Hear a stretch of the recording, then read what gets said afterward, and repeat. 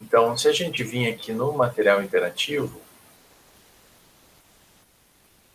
o material interativo, então, ele é um formato de um e-book com o qual você pode interagir. Então, ele tem o conteúdo, tem exemplos em abas separadas aqui, tem as demonstrações dos teoremas, da grande maioria deles, alguns eu omiti a demonstração, e tem códigos, tá? Tem códigos que você pode rodar aqui na própria página, são códigos numa linguagem chamada SageMath, e a gente não vai ter um curso formal de SageMath, mas eu recomendo que vocês tentem mexer nessas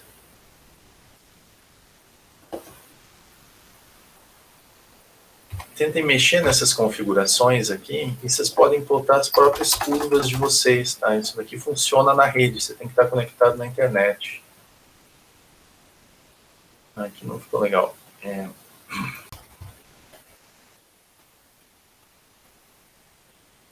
Então, você pode plotar toda sorte de curva que você imaginar aqui nos códigos, tá? Tem várias outras funções que a gente vai ver. A gente vai utilizar esses códigos para fazer cálculos, para plotar curvas, para mexer em superfícies, tá? Então, se vocês forem utilizar os conteúdos de cálculo em alguma aplicação real, alguma aplicação de engenharia, tá? Eu não consigo imaginar isso de uma forma que não seja através de um computador. Então, eu tenho o objetivo de tentar apresentar os conteúdos de cálculo fazendo uma ponte com as coisas de computação. Vai ver que a computação abre algumas possibilidades e traz novas questões. Então, o primeiro dos nossos tópicos é sobre funções vetoriais. Então, uma função vetorial é uma função que tem o domínio num conjunto D da reta, num intervalo. Normalmente o intervalo, eu botei D porque não precisa ser um intervalo, mas normalmente vai ser um intervalo, né, intervalo de 0 até 5, sei lá, e cuja imagem, para cada ponto desse intervalo, vai te dar um vetor, vai te dar um cara de R3. Então, a gente muitas vezes usa a variável T, já, inclusive, pensando nas aplicações. Essas funções vetoriais, elas podem representar curvas ou trajetórias. Então, lá nos cursos de física, quando tiver a trajetória de alguma coisa no espaço, na verdade, está falando de uma função vetorial, e T, muitas vezes, é o tempo, né? Quando for a trajetória de alguma coisa. Então, a função vetorial, ela vai pegar um T e ela tem 3 componentes, né? Ela vai pegar um número real do intervalo e vai te devolver um vetor. Então, esse vetor vai ter 3 componentes, ou se for R3, né? A gente tem funções vetoriais em R2 ou em Rn qualquer. Eu acredito que os casos de maior interesse para vocês são R2 e R3. Então, você vai ter as 3 componentes. Aqui eu botei F, G e H de T. Cada componente vai ser uma função de T. E a gente pode escrever ela com essa notação de parênteses, ou com os vetores I, J e K, né, os vetores, uma base ortogonal para R3, né,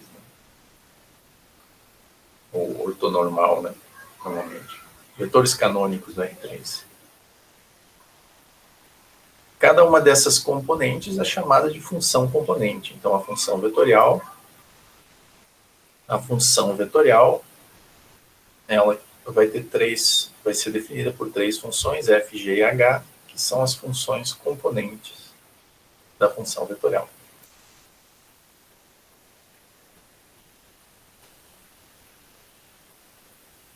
Então, aqui a gente tem um primeiro exemplo,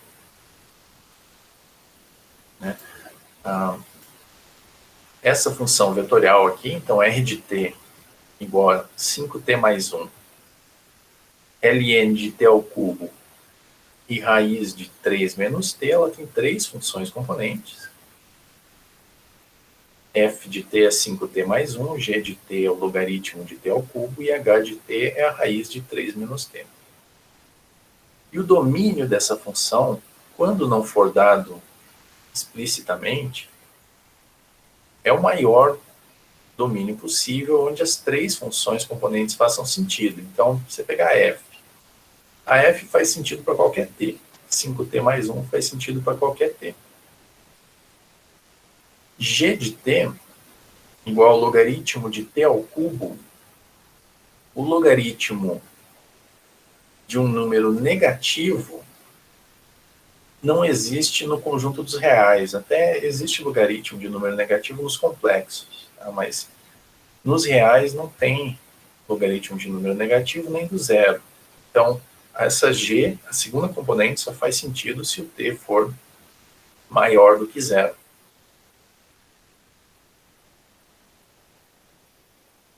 E, por fim, h de t é a raiz de 3 menos t. A raiz só faz sentido nos reais se o argumento for positivo, né? Então 3 menos t tem que ser positivo, ou seja, o t tem que ser menor do que 3. Então, o intervalo aonde essa função está definida, o domínio dela é um intervalo de 0 até 3. Na verdade, aqui está trocado até. É aberto em 0, porque o logaritmo não faz sentido, de logaritmo de 0 não faz sentido. E o 3 fechado, porque a raiz de 3 faz sentido, né? Então aqui o aberto e fechado está trocado.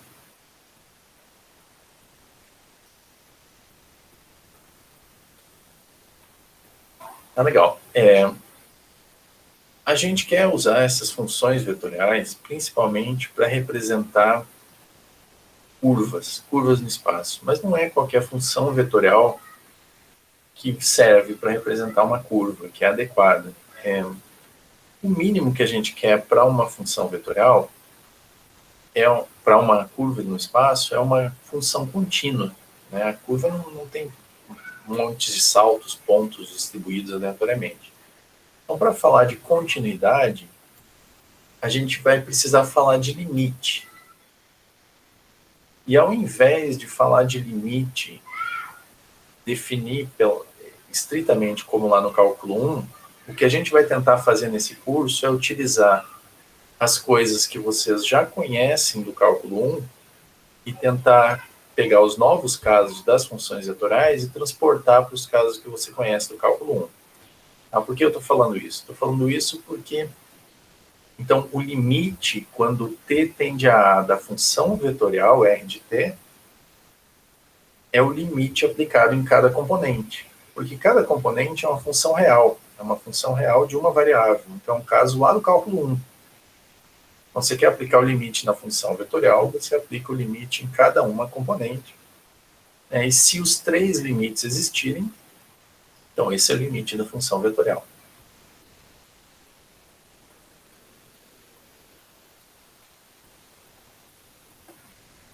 Então, aqui a gente tem um exemplo, né? Se a função vetorial for essa daqui, 1 mais t ao cubo vezes i, t e na menos t vezes j, e seno de t dividido por t vezes k, então se eu quiser aplicar o limite quando t vai para zero dessa função vetorial, eu tenho que aplicar o limite em cada uma das funções componentes. E a primeira função componente, quando t vai para zero, eu obtenho 1, né, porque é um polinômio, não dá nenhuma indeterminação, então é só substituir por zero. A segunda função componente, quando o t vai para zero, o que acontece?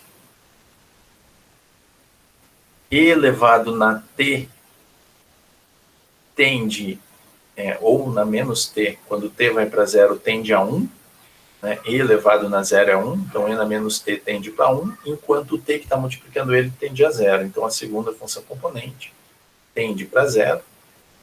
E a terceira função componente, seno de t dividido por t, quando t tende a zero, isso tende para 1. É um limite fundamental lá do cálculo 1. Tá? Então, eu não vou entrar em detalhes aqui, mas lá do cálculo 1, a gente tem que o seno de t dividido por t tende para zero quando t vai para zero. Então, a gente tem que aplicar esses. Então, o resultado dá, né, I mais K. Então, o vetor resultante, né, quando você aplica o limite numa função vetorial, você vai ganhar um vetor como resposta, e nesse caso aqui é I mais K ou 1, 0, 1.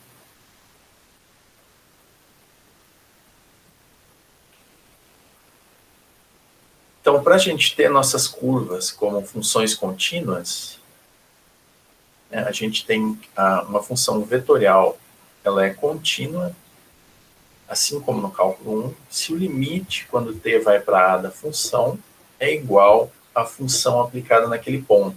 Então, para ver se a função é contínua, tem que ser um ponto do domínio da função. E o limite, quando t tende a daquela função, tem que ser igual ao valor da função no ponto.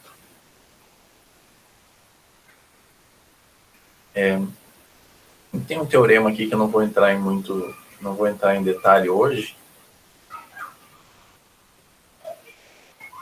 mas ele diz que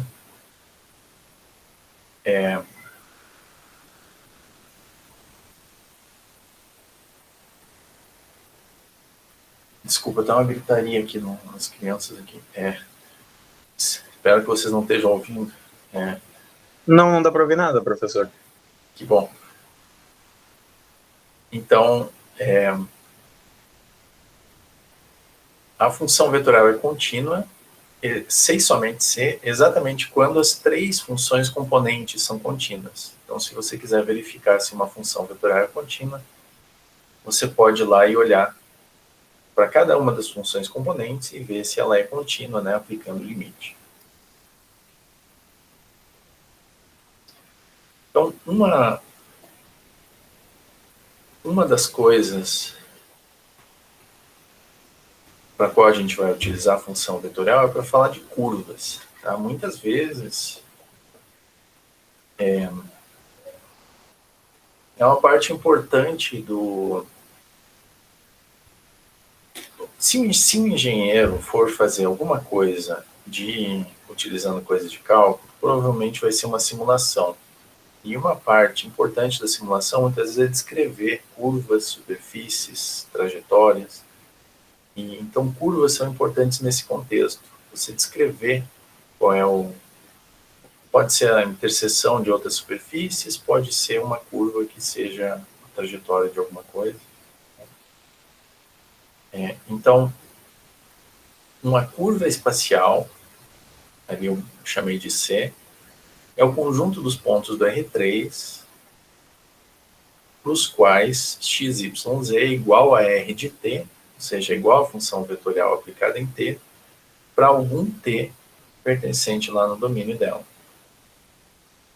Então, se a gente pega todos, substitui, aplica R em cada um dos pontos do domínio, isso vai te dar uma curva espacial, desde que ela seja contínua, e eu acrescentei aqui no texto essa coisa de ela não ser constante, né? A gente vai ver que, às vezes, definir as coisas matematicamente da maneira intuitiva, às vezes, leva a coisas estranhas, né? Por exemplo, se a gente permitisse que a função vetorial r de t igual a 0, 0, 0. Então, é uma função contínua, definida em toda a reta, só que a imagem dela é só um ponto. Né? Então, a gente pode querer excluir isso da nossa definição de curva, né? Mas essas coisas degeneradas, talvez, são meio que inevitáveis. Sempre vai acontecer isso de uma forma ou de outra.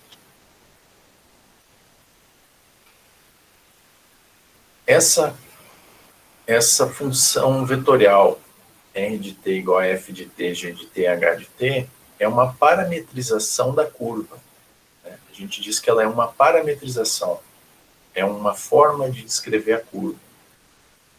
A gente vai ver que a parametrização não é única, que infelizmente, para qualquer, ou felizmente, para qualquer curva, existem infinitas parametrizações. Uma maneira, talvez, de você pensar nisso é a seguinte, ó.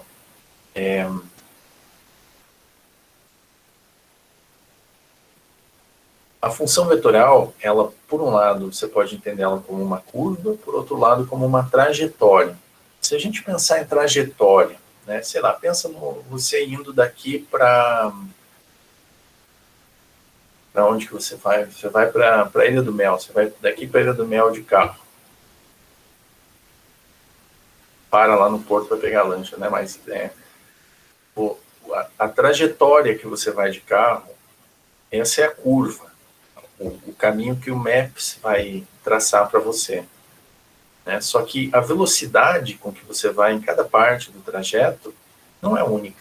Cada pessoa vai dirigir de uma forma diferente. Então, a função vetorial, a curva é o traçado, mas a trajetória, né, pode variar a velocidade. Por isso que a mesma curva tem muitas parametrizações que representam as diferentes velocidades com as quais você pode andar sobre aquela curva. T é o parâmetro que está descrevendo aquela curva, e x igual a f de t, y igual a g de t e z igual a h de t são as equações paramétricas dessa curva espacial.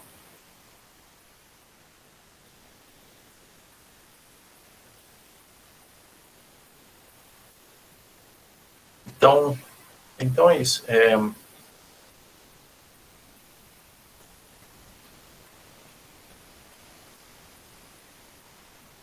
Esqueci o que eu ia falar agora.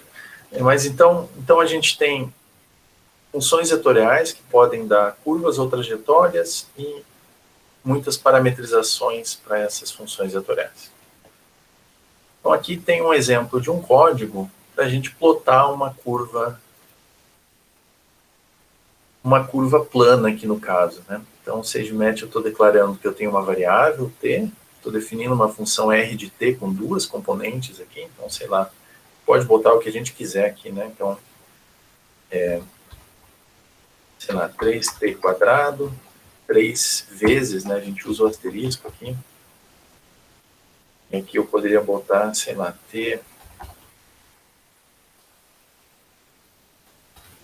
é menos 3, e eu vou plotar ela em algum intervalo. Aqui de 0 a 16 é muita coisa para essa função com quadrado ali que eu peguei. Vou colocar de 0 até 2. Então eu estaria fazendo essa curva aqui.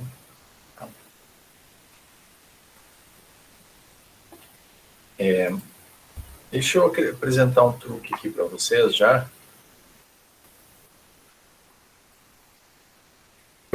Eu consigo fazer a mesma curva, né, com outra velocidade.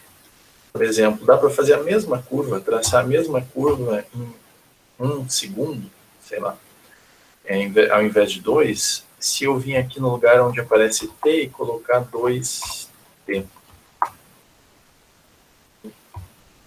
2t.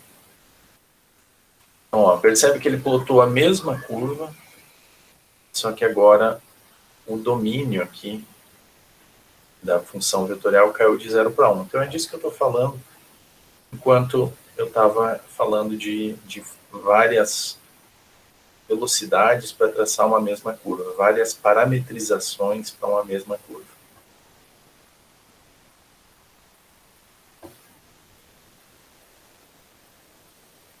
A gente pode plotar também curvas espaciais, então aqui eu tenho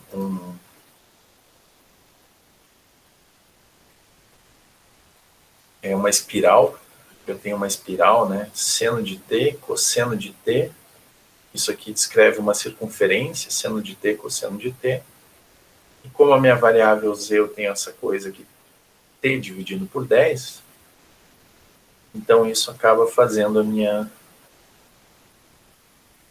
né, o valor de z vai aumentando conforme eu vou dando voltas aqui, com esse seno e cosseno. Se ao invés de dividir por 10, eu dividisse aqui por 30, eu teria uma espiral mais achatada, né, com os elos mais próximos aqui.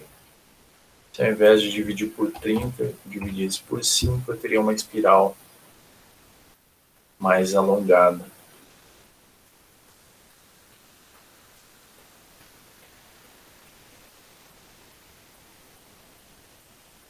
O truque que eu fiz para escrever uma outra parametrização para a mesma curva é isso daqui, na verdade.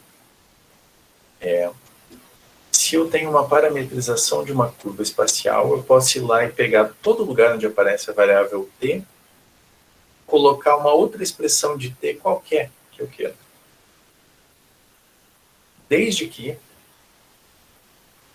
elas estejam mapeando nos mesmos pontos. Então, eu preciso de que a imagem da função que eu vou substituir o t, seja igual ao domínio original da curva. Mas fora isso, a gente pode fazer isso de qualquer forma. Tá? Então, por exemplo, deixa eu desfazer esse aqui do dividido por 5. Deixa eu voltar aqui para dividir por 20.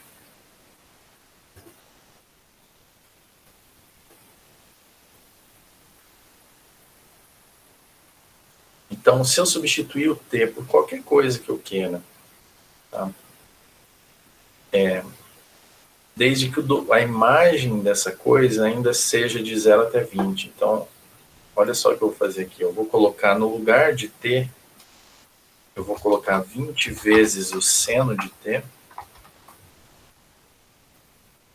20 vezes o mesmo cara, né? Eu tenho que substituir todos os lugares onde aparece o t, tem que substituir pelo seno. Seno de t. Só que eu preciso daí fazer com que a imagem desse 20 seno seja igual ao 0 até 20 original. Então, quando que o seno vai de 0 até 20? Ele vai de 0 até 20 quando eu vou até i sobre 2, né? Agora eu não lembro qual é, eu acho que só escrevendo aqui mesmo. Isso. Então, olha só, eu fiz a mesma espiral que tinha antes, só que agora outra parametrização dessa espiral.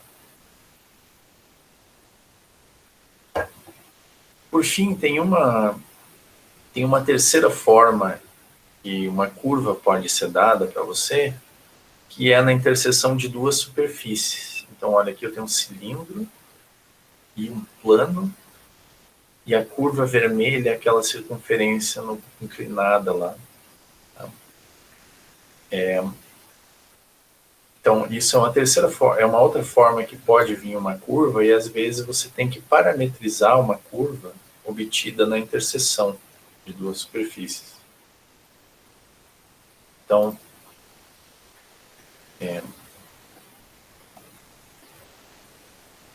tem esse exemplo aqui, ó. Então, vamos determinar as equações paramétricas para a curva obtida pela interseção do cilindro x² mais y² igual a 1, com o plano y mais z igual a 2, que era o plano que estava sendo plotado lá.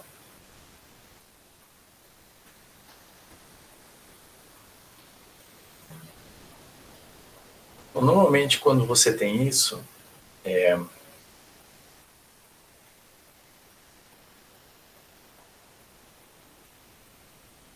normalmente o melhor é você pensar em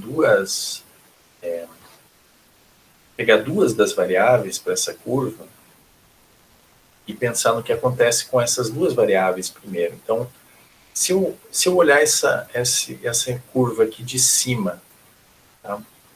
Olha a projeção dela lá no plano XY do fundo. Qual é? É uma circunferência. Então, se a gente pensar dessa forma, a gente pode pensar em parametrizar o x e o y como uma circunferência, que no caso pode ser o x igual a cosseno de t e o y igual a seno de t, com t de 0 a 2π. E, então, o que acontece com a terceira variável, com o z? Eu posso usar a equação do plano para determinar, então, o que está acontecendo com o z. Então, a gente tem que 2z é igual a 2 menos y. O y a gente parametrizou como seno. Então, a gente fica com 1 menos metade do seno. E aquela curva em vermelho é justamente um plot dessa curva aqui. O seno de t e 1 menos meio do seno de t.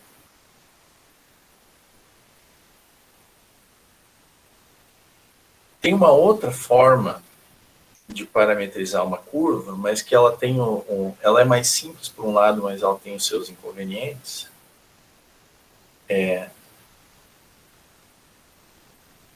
Que é o seguinte: a gente pode isolar escrever todas as variáveis em termos de uma outra, né? Então, por exemplo, eu tenho aqui que x² mais y² igual a 1. Isso quer dizer que o y é igual a raiz de 1 menos x². Então, aqui está o y igual a raiz de 1 menos x². E se eu fizer, uma vez tendo o y, eu fizer a mesma coisa com o z, então eu vou ter que o z agora vai ser 1 menos meio da raiz de 1 menos x². E o x definido no intervalo 0, 1.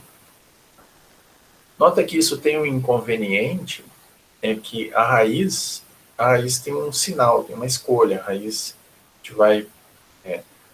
A notação matemática de raiz sempre pega o positivo. Então, a raiz é positiva. Só que x² mais y² igual a 1 tem duas soluções, mais a raiz e menos a raiz. Então, se a gente pegar menos a raiz, a gente vai ter a outra metade da curva. Então, essa R1 estaria parametrizando metade da circunferência e R2 a outra metade da circunferência. Professor. Oi. Você pode explicar por que a parametrização da circunferência pode ser para x de t cosseno de t e para y de t seno de t? Ou a gente vai falar disso mais para frente? Isso é uma coisa que é bom a saber. É bom você saber. Mas o motivo disso, por que o cosseno e o seno parametrizam, né? O que é o cosseno e o seno? Então, perdoem aqui a grosseria aqui da minha imagem. Difícil desenhar com o mouse.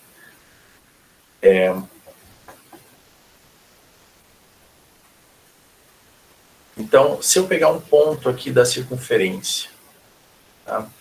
Quais são o que a gente quer saber para parametrizar é como descrever as coordenadas desse ponto.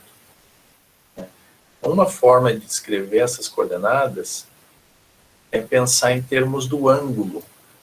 Então, no caso do cosseno e do seno, t estaria representando o ângulo. Então, t seria esse ângulo aqui, que começa em 0 e vai até 2π. E se a gente lembrar da definição do seno e do cosseno, essa altura aqui é o seno de t, e esse comprimento aqui é o cosseno de t. Então, por isso que a gente pode usar para parametrizar uma circunferência cosseno de t e seno de t. Entendi, professor. Obrigada. Legal? Mas é uma coisa que é bom, é uma coisa que é uma informação que é boa vocês levarem com vocês, porque com frequência a gente vai parametrizar circunferências, e essa é a parametrização mais usual. Então, da primeira sessão é isso. Tem os exercícios aqui que vocês podem dar uma olhada depois. Vamos para a segunda sessão, então.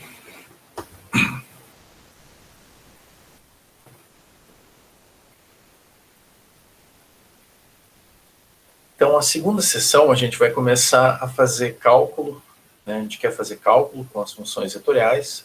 Opa, apertei errado.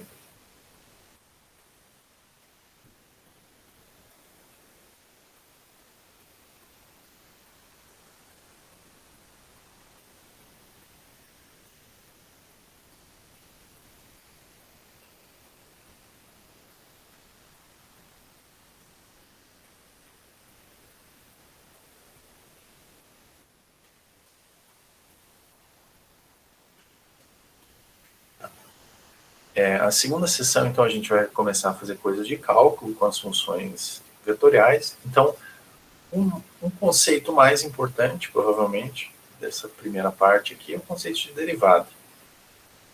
E a derivada de uma função vetorial, ela é o limite,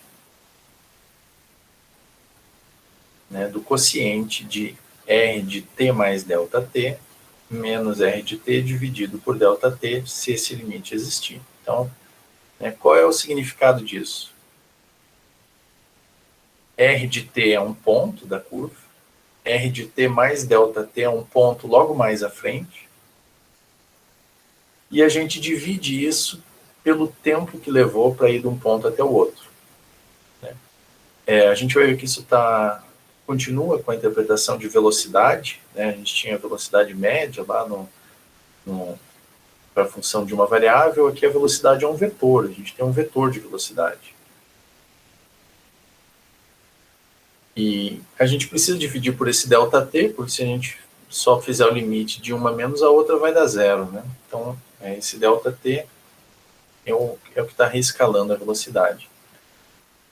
Então, aqui tem um código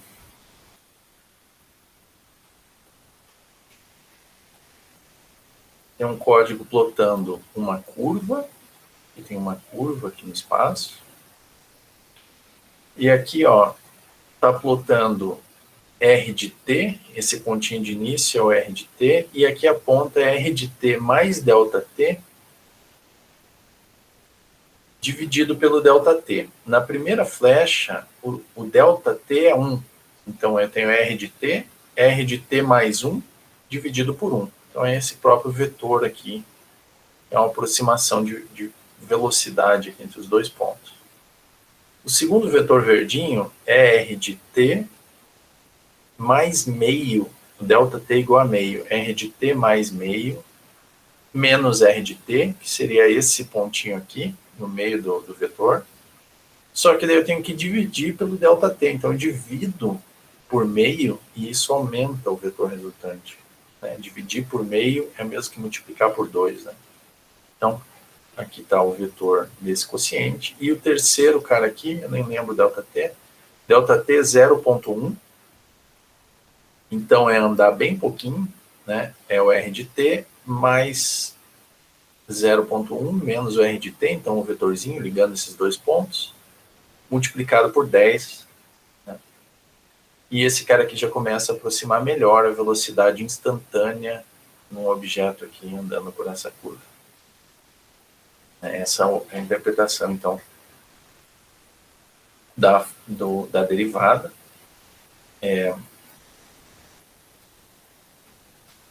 A gente, né, não pretendo que vocês fiquem usando aquela definição para calcular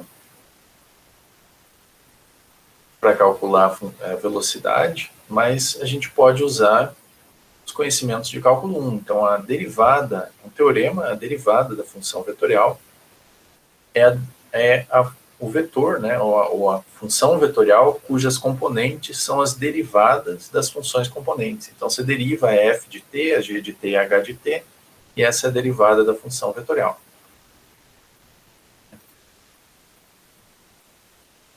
Se a gente quiser ver por que isso é verdade, né, isso é simplesmente uma conta, na verdade. Né? Então, a derivada é isso daqui, né? Limite de R de t mais ΔT menos R de t dividido por ΔT. Isso, então, é 1 sobre ΔT vezes o vetor R de t mais ΔT menos o vetor R de t. Só que um vetor menos o outro a gente faz componente a componente. Então, isso vai ficar a primeira componente menos a primeira do outro vetor, né? Que é isso aqui. Então, daí a gente tem na segunda componente a subtração das duas componentes, na terceira a subtração das duas componentes. Essa constante 1 sobre ΔT multiplicando o vetor, eu posso jogá-la para dentro de cada componente, né? Quando a gente multiplica um vetor por um número, a gente multiplica cada componente. Então, fazendo isso, a gente fica com f, com esse quociente aqui. O limite é aplicado componente a componente, então a gente vê que a gente ganhou em cada uma das componentes a definição de limite mesmo, lá do cálculo 1. E isso, então, é f', g' e h'.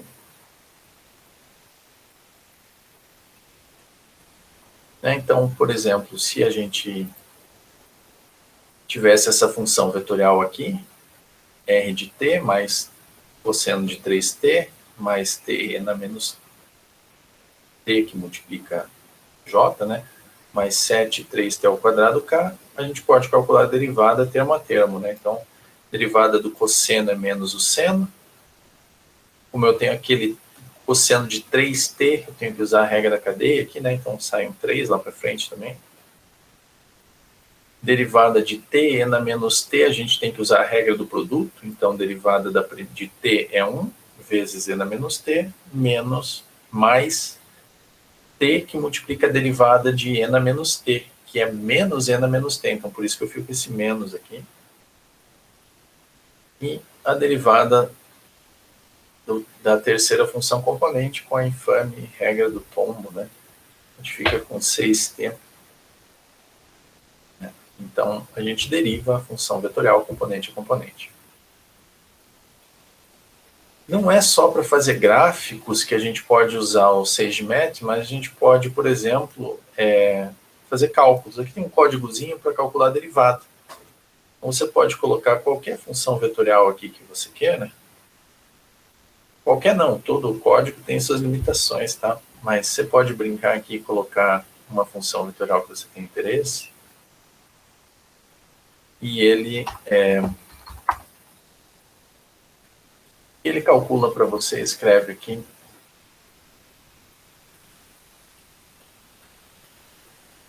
A derivada dessa função vetorial.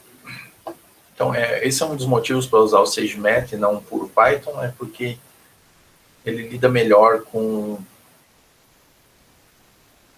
Lida melhor não, ele lida bem, é fácil de lidar com variáveis, com computação simbólica, ao invés de simplesmente coisas numéricas.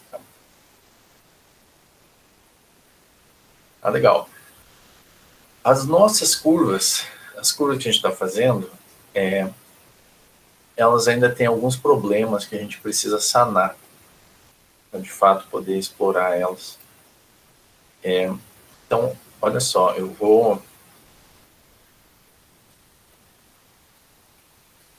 gente precisa de um conceito aqui que é o seguinte: se a derivada, o vetor de velocidade, o vetor de derivada for diferente de zero, a gente pode definir o vetor tangente unitário. O vetor tangente unitário, o objetivo dele é esquecer da velocidade e pensar só na direção tangente. Tá? Para estudar curvas, isso é importante, e às vezes em algumas aplicações de física também você está interessado mais na direção tangente do que na velocidade. Então, o vetor tangente unitário, ele é o quociente da derivada pelo comprimento dela. Quando você pega um vetor e divide pelo comprimento dele, você ganha um vetor de comprimento 1. Então, o vetor tangente é você pegar a velocidade, dividir pelo tamanho dela, pela velocidade escalar, o comprimento do vetor velocidade é a velocidade escalar, é você dividir por esse comprimento e obter, assim, um vetor de tamanho 1, que só diz, ó, a direção tangente dessa curva é para lá, só aponta a direção e não fala nada da velocidade. O comprimento de um vetor, né, isso daqui vale em geral, eu escrevi aqui isso em particular para R' de t, mas isso vale em geral. O comprimento de um vetor é o produto interno dele com ele mesmo.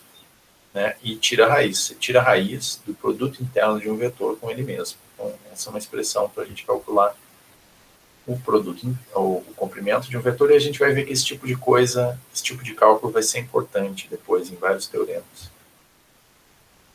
Tá. Mas por que eu quero fazer isso? Eu quero... me diga uma coisa, essa curva aqui, vamos, sem ver o texto, essa curva que está plotada aqui, tem algum problema com ela? Tem, né? Ela tem um bico. ela não é uma curva boa do cálculo 1. No cálculo 1, isso aqui seria uma função que não é derivável naquele ponto. Só que olha qual é a parametrização dessa função aqui, ó. É essa aqui, ó. R de t igual a t ao cubo vezes i mais t ao quadrado vezes j. Então, a função de parametrização, a função vetorial, parece ótima. Só que a curva tem um bico. Eu não quero curvas com bico. Curvas com bico não tem direção tangente. Não faz sentido aqui. A gente pode calcular a derivada dela. A derivada dela dá 3t quadrado vezes i mais 2t vezes j. Só que qual é o mistério aqui? Por que ela está tendo um bico? Ela está tendo um bico porque as funções vetoriais, a gente consegue esconder bicos sempre que a derivada for igual a zero. Não quer dizer que sempre que a derivada seja igual a zero, vai ter um bico. Mas bicos podem ser escondidos quando a derivada for zero. Então, se a gente aplicar essa expressão aqui, ó, r' de t em t igual a zero, a gente vai ganhar zero. Ganhar o vetor 0, 0. Então, esse é o problema dessa curva aqui. Uma função vetorial cuja derivada seja igual a zero em um ponto, o vetor tangente seja igual a zero em um ponto, esse ponto pode estar escondendo algum problema. Então, para evitar isso, a gente vai excluir essas funções cuja derivada dá zero. A gente não quer esses caras, a gente não quer falar desses caras aqui. E o nome que a gente vai dar para isso é uma curva lisa. Uma curva C parametrizada por R de I em Rn é dita lisa se ela for diferenciável. Então, eu tenho que poder derivar ela. Não só isso, a derivada tem que ser contínua, a derivada não pode ter saltos. E a derivada não pode ser zero. Não pode ser zero porque eu não quero arriscar que tem algum bico escondido ali. Então, a gente vai falar principalmente de curvas lisas e a gente só pode falar de fato na direção tangente da curva quando a gente tiver uma curva lisa. A gente tem um conceito aqui de reta tangente. Então, se R' de t não for zero, então R' de t é dito vetor tangente à curva, parametrizada pela função R. E a reta tangente é a reta que passa pelo ponto R de t e cujo vetor diretor é o vetor tangente da curva. Então, aquela expressão ali, eu acredito, talvez cause um pouco de confusão. Então, olha só. Aqui, esse gráfico, essa imagem aqui, está mostrando o seguinte, ó. Eu tenho uma curva vermelha aqui. Tem um ponto R de t, o R de t é o ponto que seria de tangência aqui. A gente tem um vetor roxo, que é o vetor tangente à curva, que é a derivada da função vetorial, seria esse vetor roxo aqui. O vetor verde é o vetor tangente unitário, então eu dividi o vetor roxo pelo tamanho dele, obtive um outro vetor na mesma direção, mas agora de tamanho 1. E a reta tangente é essa linha azul. Ó, não dá para ver que tem três coisas uma em cima da outra, né? Mas a linha azul começa aqui embaixo. Ó. A reta tangente é a reta que passa por esse ponto e cujo vetor diretor é o vetor tangente ou o vetor tangente unitário. Isso pode botar como você preferir. Então, olha só, isso é o que está escrito aqui. Ó. Então, percebe que a curva tem um parâmetro t que não tem nada a ver com o parâmetro da reta tangente, que a reta tangente é uma reta per si, não tem nada a ver com... Quer dizer, a curva define a reta tangente, mas o parâmetro da reta tangente não está relacionado com o parâmetro t da curva. Tá? Por que eu estou fazendo essa conversa? Porque eu preciso de um outro parâmetro, então.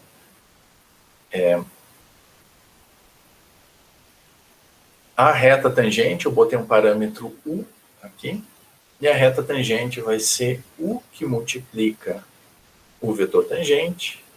Né? Então, para uma reta, a gente tem u vezes o vetor diretor, mais um ponto inicial, que no caso é o r de t, é o ponto de tangência na curva.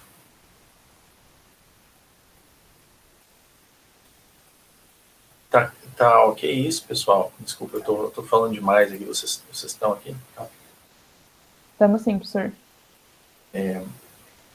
Se alguém quiser fazer alguma pergunta, por favor, fique à vontade. Tá?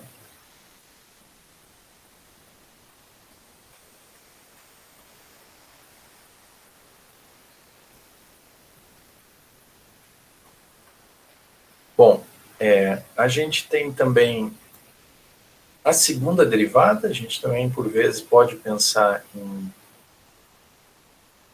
A segunda derivada é bem importante, na verdade, né? Mas assim como no cálculo 1, é a derivada da derivada. Então, você pega a função vetorial, deriva uma vez, depois vai lá e deriva de novo.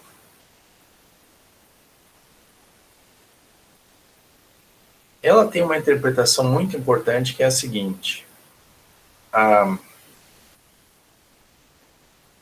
A primeira derivada, a gente pode entender ela como a velocidade, o vetor de velocidade daquela trajetória. Se a primeira derivada é o vetor de velocidade, a segunda derivada vai ser a aceleração que o objeto que está sofrendo aquela trajetória, né, a aceleração e aquela trajetória está sofrendo. Então, o objeto que está descrevendo aquela trajetória está sofrendo. Isso daqui, então, você pode ver que vai ser bem importante, por exemplo, em coisas de física, né? Você tem, sei lá, você pegar a lei de Newton, né? Força igual a massa vezes aceleração.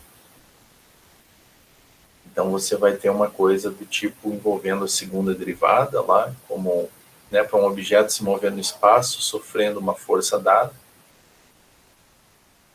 Você vai ter a segunda derivada da função de posição vezes a massa igual à força que ele sofre. Muitas vezes você vai querer, a partir dessa informação sobre a aceleração, descobrir qual é a trajetória que o objeto vai percorrer, porque muitas vezes isso é a informação mais importante, né? Nem sempre, mas muitas vezes. Né?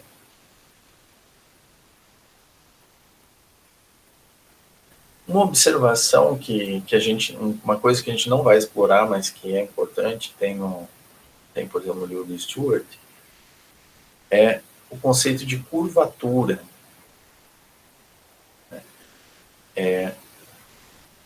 A segunda derivada tem essa informação da aceleração. Só que se eu estiver pensando na curva, não numa trajetória, se eu estiver pensando na curva e não numa trajetória, eu não quero a informação sobre aceleração. Eu quero a informação da geometria da curva só. Então, para isso, o que a gente faz é o seguinte, a gente usa a parametrização, a gente tenta parametrizar uma curva, é mais fácil falar do que fazer isso, tá? Mas a gente tenta arranjar uma parametrização para uma curva que tenha velocidade igual a 1. Isso tem um nome, é parametrização por comprimento de arco. Se a gente arranjar uma parametrização assim, então o tamanho da segunda derivada, para essa parametrização, porque a segunda derivada depende da parametrização, o tamanho da segunda derivada é chamado de curvatura. Tá? A curvatura tem várias aplicações na geometria. Tá? Mas só como uma observação, a gente não vai explorar muito esse conceito. Por fim, sobre derivadas, vou falar bem um pouquinho sobre integral.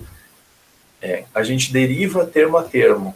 Então, tudo aquilo que vale para funções reais de uma variável se traduz para funções vetoriais. Todas aquelas propriedades. Então, a derivada da soma é a soma das derivadas. A derivada de constante vezes uma função vetorial é constante vezes a derivada. A derivada de uma função real, uma função de uma variável, vezes a função vetorial, satisfaz a regra do produto. F' vezes a função vetorial, mais f vezes a derivada da função vetorial.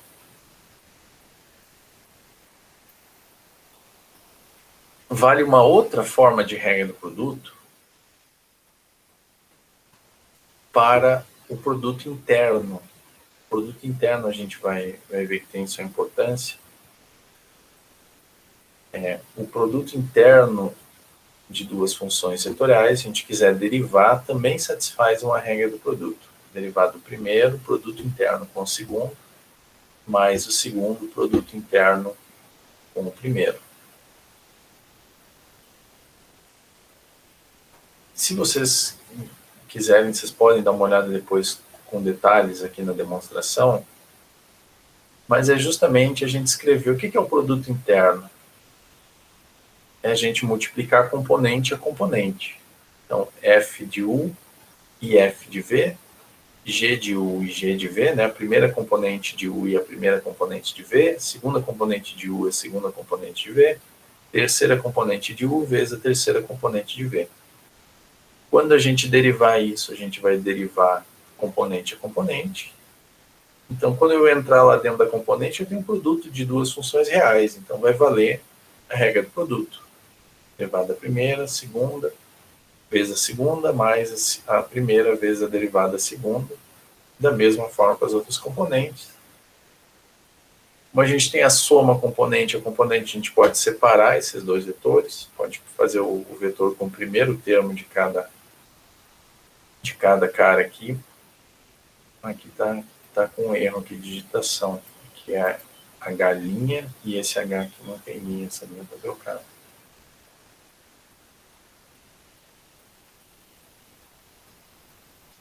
Mas então, de qualquer forma, a gente vai poder separar o primeiro termo de cada soma e o segundo termo de cada soma. E então a gente percebe que esse primeiro vetor, no fim das contas, vai ser o produto interno de U' com V, e esse cara aqui vai ser o produto interno de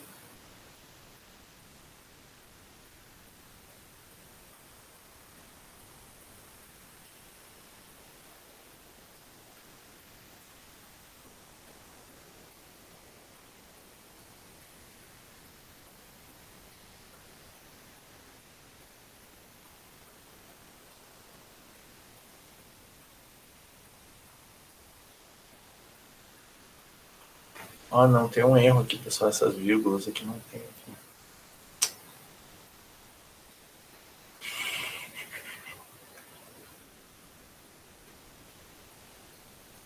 Eu vou ter que reparar isso aqui.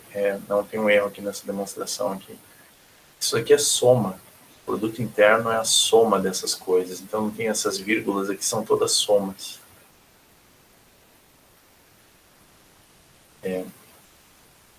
Mas são cálculos desse tipo aqui que a gente tem que fazer em cada uma das propriedades.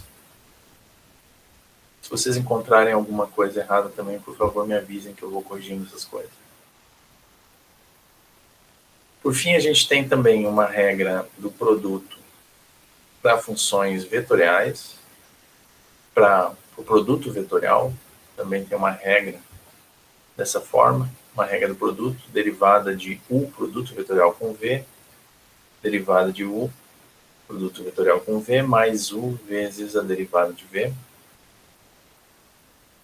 E por fim, a gente tem ainda a regra da cadeia, a derivada da função vetorial composta com f de t. No fundo é parecido com aquilo que a gente fazia para trocar a parametrização. Tá? Isso é igual à derivada de u aplicada em f vezes a derivada de f. E f é uma função real de uma variável, então para cada t é uma constante multiplicando o vetor u de f de t. Então, resumindo, no fim das contas, regras para fazer cálculos com funções vetoriais são parecidas com as regras das funções reais de uma variável. E por fim, eu tenho uma coisa que eu peço que vocês tentem prestar bastante atenção, que é a maior fonte de erro nas coisas de cálculo 3, que são as integrais. A gente vai ver vários tipos de integral. A gente vai ter 4 ou 5 tipos de integral na primeira prova. Aí esse é o primeiro deles. Que é talvez o que a gente menos vai usar. Tá? Mas é o seguinte, a integral definida de uma função vetorial. Então a gente pega uma função vetorial e a gente quer integrar ela de A até B. Isso é, por definição, integrar termo a termo. A gente integra a primeira componente, integra a segunda componente, integra a terceira componente.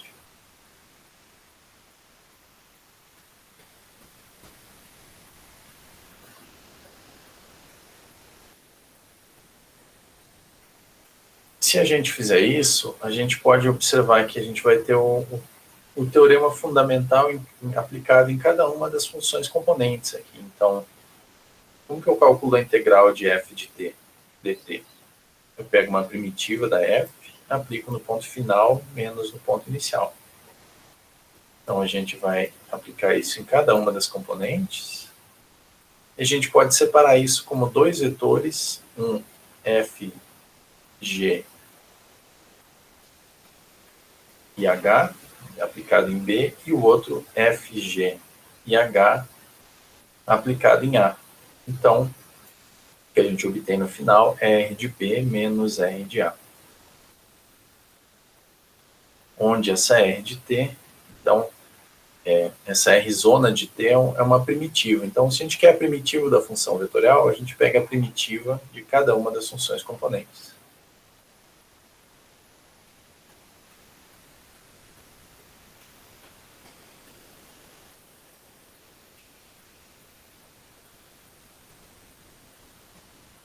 Né? E a gente pode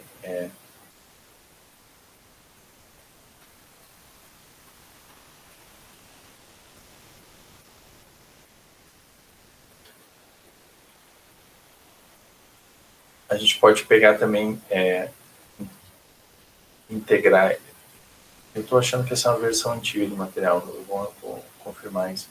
A gente pode pegar funções integrais indefinidas, né, são ou primitivas, né? A gente pode denotar simplesmente assim, né, assim como lá no cálculo 1, integral sem os limites de integração,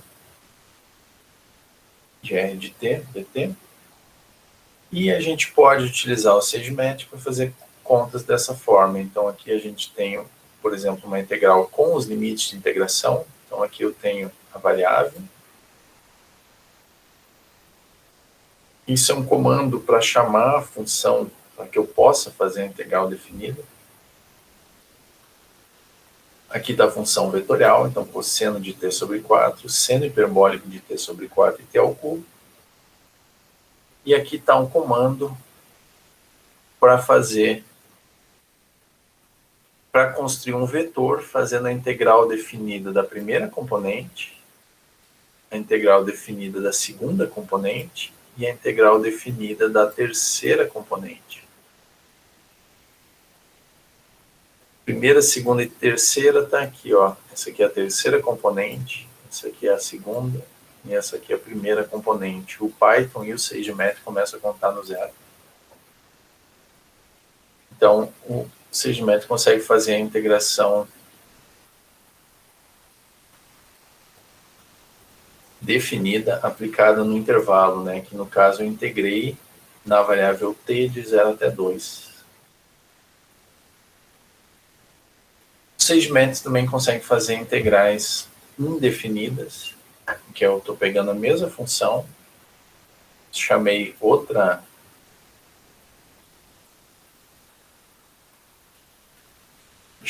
função aqui de integral indefinida, e ele calcula para mim explicitamente. Então, a primitiva do cosseno de t sobre 4 é 4 seno de t sobre 4. A primitiva do seno hiperbólico de t sobre 4 é 4 cosseno hiperbólico de t sobre 4.